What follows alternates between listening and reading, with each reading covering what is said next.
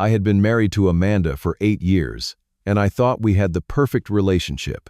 We lived in a cozy suburban Chicago home, had steady jobs, and still kissed goodbye every morning before work. But over the past few months, something changed. She became distant, working late, and spending weekends with friends. Then came our anniversary dinner when she dropped the bombshell, "I need a break, Ethan. I'm just not in love with you anymore." Before I tell you how I turned this heartbreak around, let me know where you're watching from, and hit that subscribe button if you've ever had to rebuild your life from scratch. Amanda and I met during our senior year at Northwestern University. I still remember the first time I saw her in our marketing ethics class, confidently raising her hand to challenge our professor on a case study. Her intelligence and fearlessness instantly drew me in. After class, I somehow worked up the courage to talk to her, and we ended up discussing the lecture over coffee at this little shop near campus called Grounds for Thought. That coffee date turned into dinner later that week, and soon we were inseparable. Everything just clicked between us. We had the same sense of humor, similar goals, and this effortless communication that made even our disagreements productive rather than divisive. After graduation, moving in together just felt like the natural next step. 2 years later, we had a small but beautiful wedding ceremony, with 50 of our closest friends and family members at a lakeside venue. My buddy Jack was my best man, and her sister Sarah was her maid of honor. We wrote our own vows, promising to always be each other's biggest supporter and best friend. I remember feeling like the luckiest man alive that day.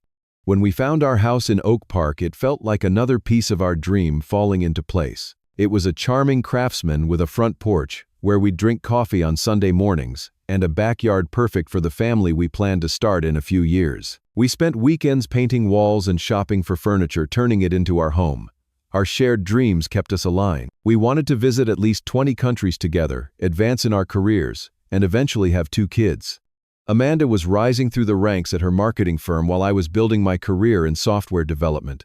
Everything seemed to be unfolding exactly as we had planned. The first signs that something was wrong started about 3 months ago. The changes were so subtle that I almost didn't notice them at first. Amanda began working late, more often claiming big projects and important deadlines. While her marketing job had always been demanding, the late nights had never been this frequent before. Physical affection between us gradually diminished. The goodbye kisses became quicker, almost perfunctory. She stopped reaching for my hand when we walked together. When I would put my arm around her on the couch, she would shift slightly away, claiming she was just trying to get comfortable. Then the weekends started changing too. Amanda began making plans with friends from work that somehow never included me. When I suggested joining them, there was always a reason why it wouldn't work out. "It's just going to be boring shop talk," or "We already made reservations for just the 4 of us." I trusted her completely, so I never pushed back against these excuses. I tried to dismiss these warning signs, telling myself that all marriages go through phases. We were both busy with our careers, and maybe we just needed to make more effort. So I planned surprise date nights at restaurants we had always wanted to try. I booked a weekend getaway to Door County, where we had spent our honeymoon. I sent flowers to her office and left little notes in her laptop case. But Amanda's responses to these gestures were lukewarm at best. She seemed to appreciate the effort, but there was no reciprocation, no renewed spark. During our weekend away, she spent hours on her phone, claiming work emergencies that couldn't wait. I started to feel like I was trying to revive something alone, but still, I didn't want to face what that might mean. For our 8th anniversary, I made reservations at Spiaggia, an upscale Italian restaurant downtown that Amanda had been wanting to try for years. I spent the day nervous but hopeful, picking up her favorite peonies from the florist and making sure I got home early to dress in the suit she had always said looked best on me. Amanda arrived home later than promised, apologizing, but seeming distracted as she rushed to get ready. In the Uber to the restaurant, she was quiet, responding with brief answers when I tried to make conversation. I attributed her mood to work stress and hoped the special evening would help her relax. The restaurant was everything I had hoped for, with panoramic views of Lake Michigan and elegant decor. We were seated at a prime table by the window, and I ordered a bottle of champagne to start the evening. Amanda smiled as we clinked glasses, but the smile didn't reach her eyes. We made it through appetizers with small talk about work and friends. I kept waiting for her to relax, to become the Amanda I knew, but the tension between us only seemed to grow. As our main courses arrived, she put down her fork and said the words that would change everything. "Ethan, we need to talk." My stomach dropped. I knew whatever came next would not be good. She continued, her voice steady but her eyes avoiding mine. "I have been thinking a lot about us lately, and I feel like I need some space, some time to figure things out." I asked her what that meant exactly, though part of me already knew. She took a deep breath and delivered the crushing line. "I am just not in love with you anymore. I have not been for a while now."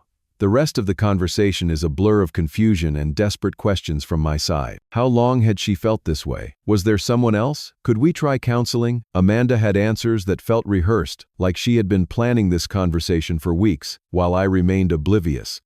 She suggested we take a break for a few months, and said we could still be friends. As if 8 years of marriage could be paused like a Netflix show, to be resumed if nothing better came along. She mentioned staying with a friend for a while to clear her head. I drove home alone that night, our anniversary dinner half-eaten and forgotten. Amanda had called another Uber, taking an overnight bag she had apparently stashed in her car that morning. As I entered our empty house, the realization that my marriage might be ending hit me with physical force. The week after Amanda asked for a break was the darkest of my life. I called in sick to work for 3 days, unable to focus on code when my personal life was crashing like a failed program. I barely ate, subsisting on coffee and whatever snacks were in the pantry. Sleep came only in short, restless bursts, interrupted by the painful awareness of her absence on the other side of the bed. I called and texted Amanda constantly those first few days, vacillating between anger, confusion, and desperate pleas to talk things through. Her responses were brief and increasingly cold. "I need space. Please respect my decision. We can talk when I am ready." Each message was like a door slowly closing between us. Friends tried to help. Jack came over with pizza and beer, offering practical advice about taking care of myself. My coworker Mike invited me to watch games or hit the gym, standard guy approaches to distraction. My sister called daily from Denver, threatening to fly out if I did not pull myself together. They meant well, but none of them could truly understand the surreal feeling of having your life partner vanish overnight. The first sign that something more sinister might be happening came when Amanda returned home briefly to collect more clothes. She arrived when she knew I would be at work, but I had forgotten my laptop and returned home to find her packing a larger suitcase. The surprise on her face quickly turned to annoyance. "I thought you would be at work," she said, continuing to fold her clothes methodically. "Clearly," I replied, planning on coming back anytime soon. She avoided the question, mentioning something vague about needing more time.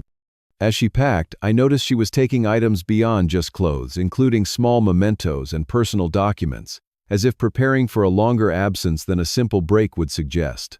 That evening, I found myself staring at our shared tablet, which we primarily used for recipes and Netflix.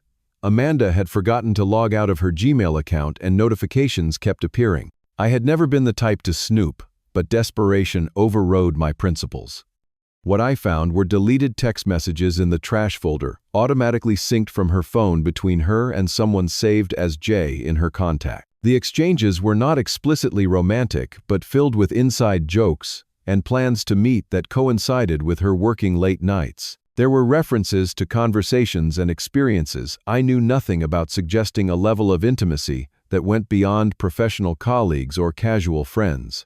As the pieces began to fit together, my mind raced back through the past few months, reinterpreting behaviors that I had excused: the late nights, the weekend outings, the emotional distance, the decreased intimacy. My stomach churned with the sickening realization that the foundation of trust I had built my life upon was crumbling. My suspicions grew when I started sorting through our financial documents, something I had neglected in recent months, as Amanda had taken over bill payments. I found credit card statements with charges to restaurants and bars I did not recognize on nights when Amanda claimed to be working late.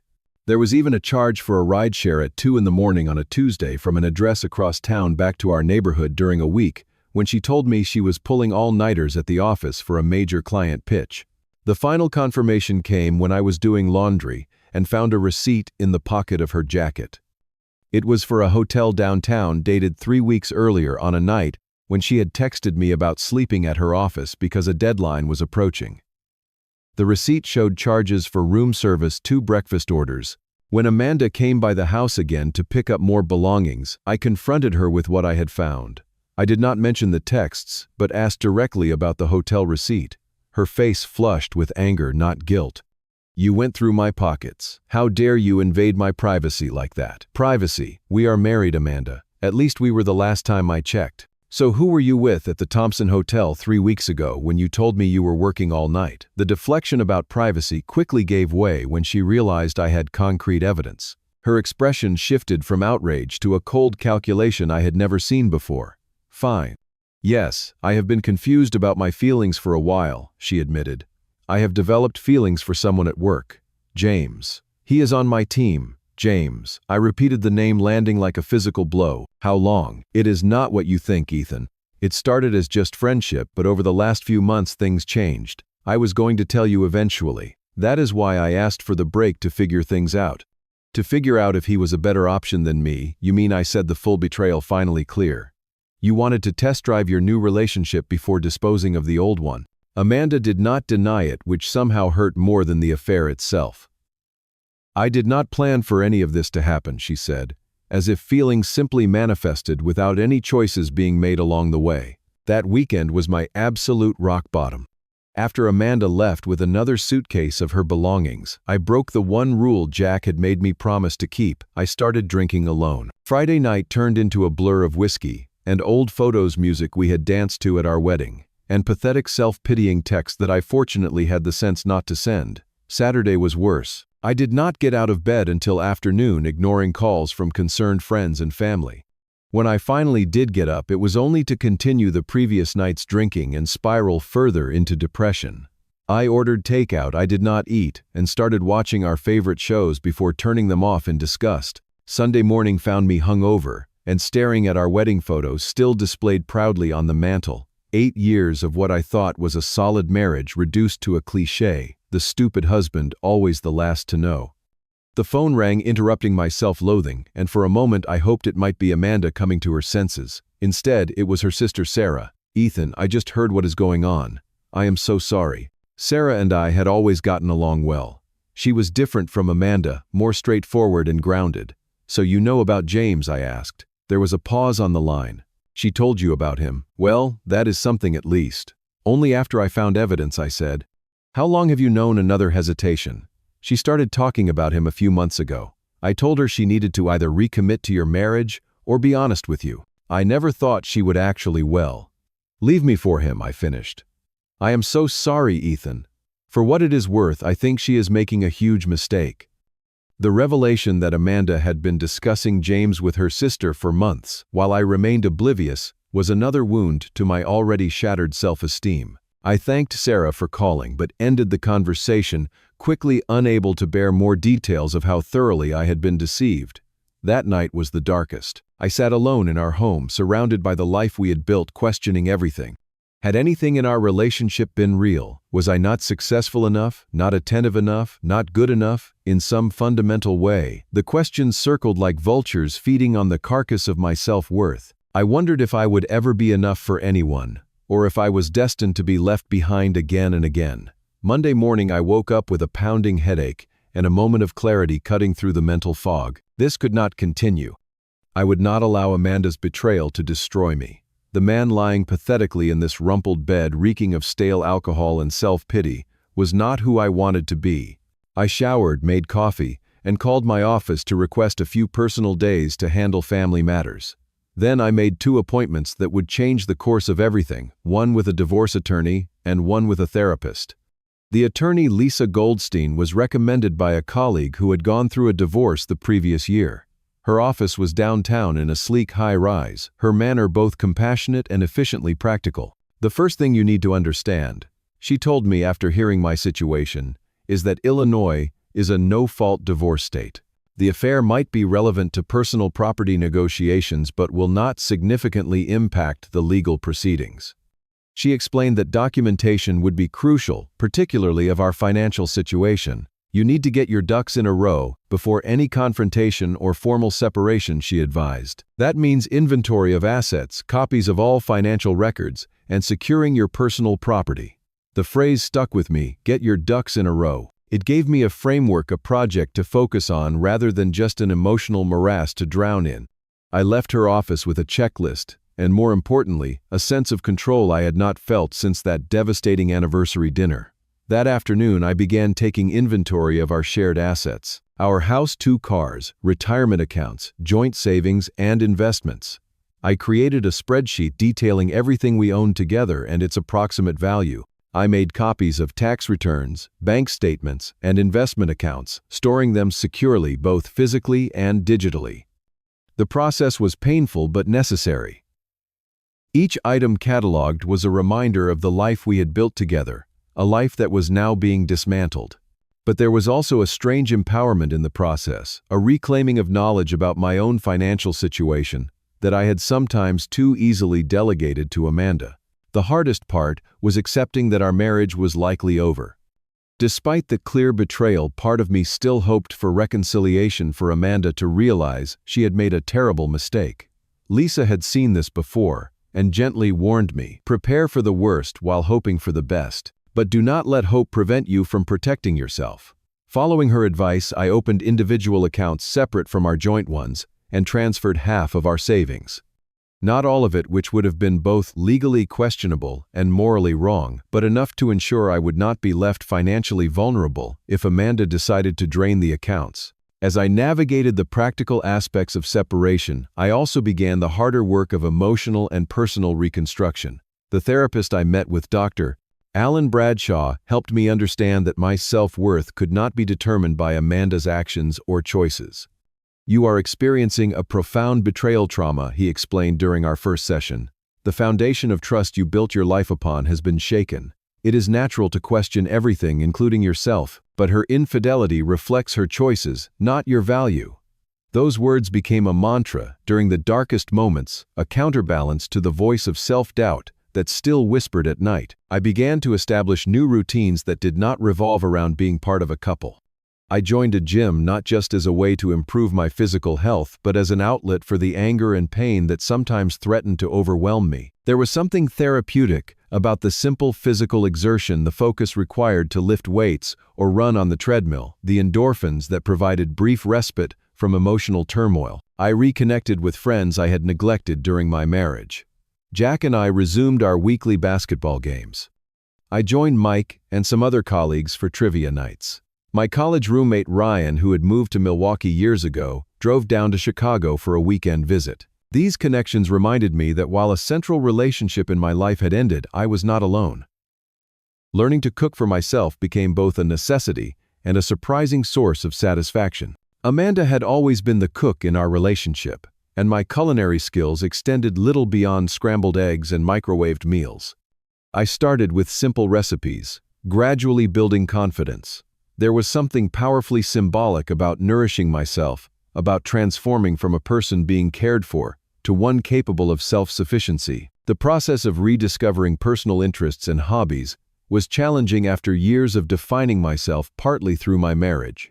What did Ethan, the individual, enjoy? What were my passions before they became tangled with Amanda's? I started small, revisiting books I had loved in college, relearning how to play guitar, taking a weekend photography workshop that I had always been interested in but never prioritized.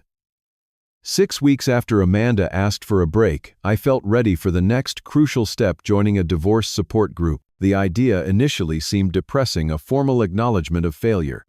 But the weekly meetings at a community center near my home became an unexpected lifeline.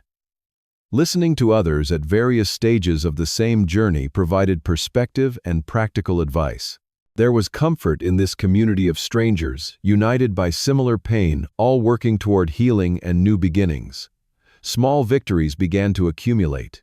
The first night I slept through without waking to reach for her. The first genuine laugh at one of Jack's terrible jokes. The first day I did not think about Amanda until the afternoon. None of these marked complete healing, but they were evidence of progress, breadcrumbs leading toward a future I could not yet fully imagine but was beginning to believe might actually be okay. As I rebuilt my emotional foundation, I continued the practical preparations Lisa had advised. I created a detailed inventory of personal property, distinguishing between items that were clearly mine, clearly Amanda's, and those we had purchased together. I took photos of family heirlooms that had been given specifically to me, like my grandfather's watch and my mother's collection of first edition books. I changed passwords on all my personal accounts, from email to social media to streaming services. It felt strange erecting these digital barriers between us, but Lisa had warned me that divorces sometimes turned acrimonious regardless of initial intentions. After consulting with both Lisa and a financial advisor, she recommended I prepared a fair settlement proposal. The house would be sold and proceeds split equally. Retirement accounts would remain with their owners. Personal property would generally follow the person who had purchased it or to whom it had been gifted. Joint assets would be divided as equally as possible. With my ducks now firmly in a row, I was ready for the next phase: confrontation and resolution. The legal process began formally when I had Amanda served with divorce papers. I chose to do this at her office not out of spite but practicality, as I was not sure of her current living arrangement with James and wanted to ensure proper service. I waited a calculated 3 hours after I knew service had been completed, before suggesting we meet at a neutral location, a coffee shop halfway between our house and her office. Amanda arrived, looking both angry and somehow smaller than I remembered, as if the weight of consequences had diminished her presence. She slid into the chair across from me, already on the offensive. Divorce papers, really, Ethan, you could not even talk to me first. After 8 years of marriage, this is how you want to handle things. I had anticipated this reaction, the attempt to shift blame and make me the villain for responding decisively to her betrayal. In the past, I might have backpedaled, apologized, tried to smooth things over, but that version of me had been replaced by someone with clearer boundaries. I did want to talk, I replied calmly. 3 months ago, when you first started pulling away. 2 months ago, when you began spending weekends with friends. 6 weeks ago, when you asked for a break. But you were not interested in honest conversation then. I placed a folder on the table between us. This contains documentation of your relationship with James going back at least 3 months. Text messages. Credit card statements showing dinners together when you told me you were working late. The hotel receipt from your overnight stay together, while you were still living in our home, sharing our bed. The color drained from her face as she realized I knew far more than she had assumed. Her eyes darted to the folder, but she did not open it. You went through my personal things, she said, but the accusation lacked conviction. No, Amanda. I went through our things. Our shared tablet, where you left your account logged in. Our credit card statements for cards I helped pay. A receipt left in a jacket that I was putting in our shared laundry. I did not hire a private investigator or hack your phone. I simply paid attention to evidence you were careless enough to leave in plain sight. Her strategy shifted rapidly. This is not what I wanted, she said, her voice softening. Things with James are complicated. I got confused, made mistakes. Maybe we rushed into this separation. We could try counseling work on things. The offer to reconcile might have once seemed like everything I wanted. Now it felt like another manipulation, a backup plan, activated only when her primary choice showed consequences. I appreciate the offer, I said, meaning it despite everything. But I have had time to think about what I want and deserve in a relationship. Trust and loyalty are non-negotiable for me. Once broken, I am not sure they can be repaired. I slid a second folder across the table. This is a proposed settlement agreement my attorney prepared. It is fair, splitting assets equitably. The house will need to be sold unless you want to buy out my half at market value. I have already moved half of our savings to a separate account, but left the other half untouched for you. Amanda opened this folder, scanning the documents with increasing surprise. You have been busy, she said finally. I got my ducks in a row, I replied simply.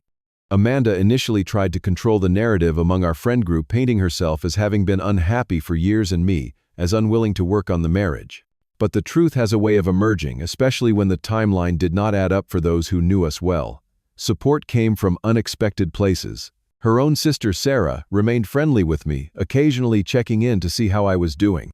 My former mother-in-law sent a handwritten note expressing her sadness about the situation and assuring me I would always be family to her. Several mutual friends, after hearing both sides, made clear they did not condone how Amanda had handled things. Once Amanda realized I was prepared both emotionally and legally for the divorce, the process became surprisingly amicable. Perhaps she felt guilty about how things had ended, or maybe she simply wanted to move forward with her new relationship without prolonged conflict. Whatever the reason, we managed to agree on most terms without court battles or excessive legal fees. We sold the house for slightly above asking price, a small victory in an otherwise difficult process. Dividing the furniture and household items proved more emotional than I had anticipated, each object carrying memories of our shared life. In the end, I took less than my share, finding that new beginnings are easier with less baggage, both literal and figurative. The final meeting to sign our divorce papers happened 6 months after that fateful anniversary dinner. We met at Lisa's office, the proceedings efficient and subdued. As we prepared to leave, Amanda asked if we could speak privately for a moment. "I am sorry," she said once we were alone. "Not just for James, but for how I handled everything. You deserved better than that." The apology was unexpected but appreciated. "Thank you for saying that," I replied. "I hope you find what you are looking for." Looking at her in that moment, I realized something profound. The sight of her no longer caused me pain. Not because I had stopped caring about what we had once shared, but because I had started caring more about what lay ahead. 6 months after the divorce was finalized, my life had taken shape in ways I could not have imagined during those dark days after Amanda's revelation. I found an apartment in a vibrant neighborhood closer to downtown, a modern one-bedroom with floor-to-ceiling windows, and none of the memories that had haunted our suburban house. My career flourished as I channeled energy previously spent on trying to save my marriage into professional growth. The promotion to senior developer that Amanda had always hinted was beyond my reach came through, along with a significant salary increase and more interesting projects. New friendships developed through my support group, gym, and photography class.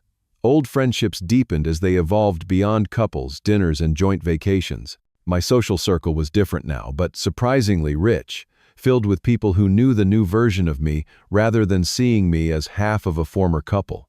Dating again was both awkward and unexpectedly joyful.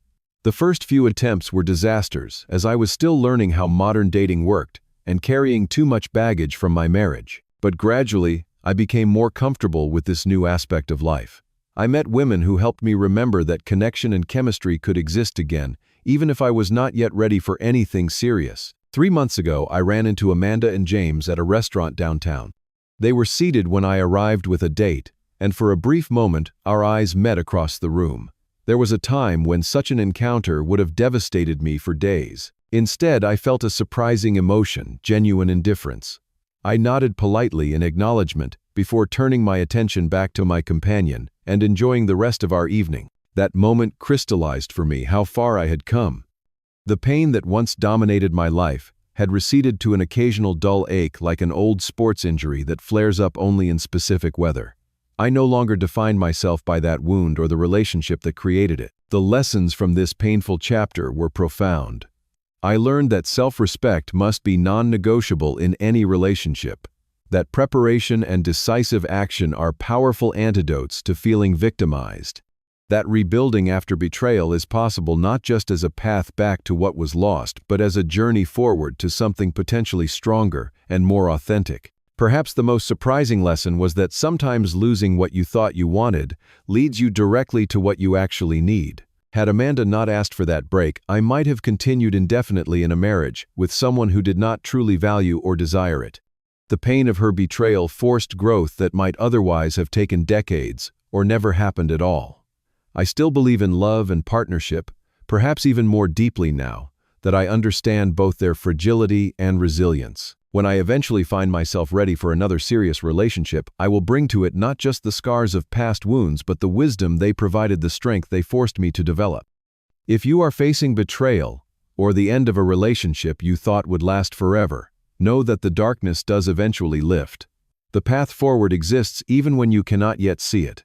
Getting your ducks in a row both practically and emotionally is not just about survival, but about creating the foundation for a life that might ultimately be more authentic and fulfilling than the one you thought you lost. Have you ever had to rebuild your life after a relationship ended? What helped you move forward? Share your experiences in the comments below. And if this story resonated with you, please hit the like button and subscribe to hear more journeys of resilience and growth. Thank you for listening to my story, and remember, sometimes what feels like an ending is actually the beginning of something better.